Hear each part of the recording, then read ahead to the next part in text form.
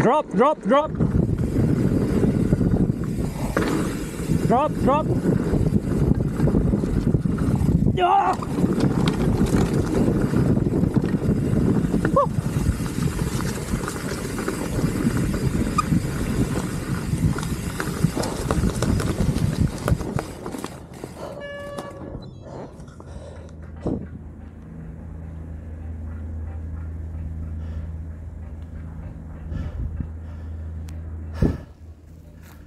Yun yung pier ng Muiwo.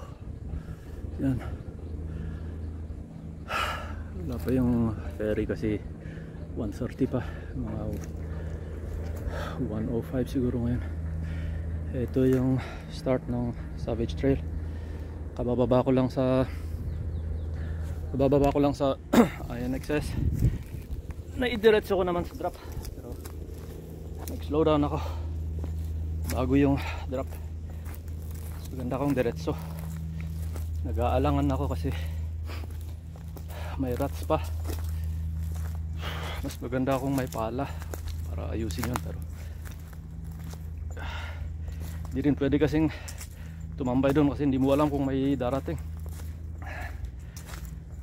Kahit na mag-brake sila, ma-aksidente kayong dalawa. Yeah. Hindi dapat tumambay sa drop na yun. Kung may aayos man nun, lalagyan nila ng harang para walang, kung mayroong mag-attempt na tatalon sana, at least makikita nila yung harang, hindi na nila itutuloy. Yun yung iniisip ko kanina kasi may mga batang nagpa-practice sa taas. Kinucoach ng mga coach eh. Hindi naman sila tumutuloy dito, pero minsan kasi may mga tao doon. Noon nakita akong isang mag-anak, yung tatay, pinadaan yung 2 bulinggit na anak dito sa Savage.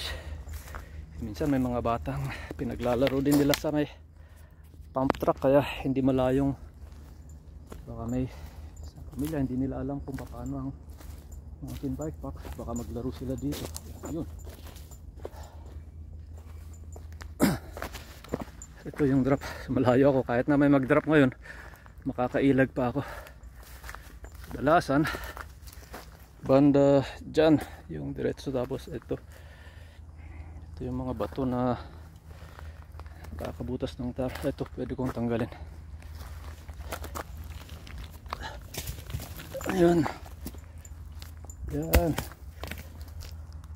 Meron pa, sana walang mag drop. Ayan, ganda lupa. Yun yung rats na kinakatakutan namin. Dapat i-cover ng lupa ito. Minimaintain naman to ng gobyerno kasi government funded to, pero ewan, wala pa silang pa nila inayos. So yun, buti nakita ko yung gloves ko. Nahulog. Sige, baba na ako.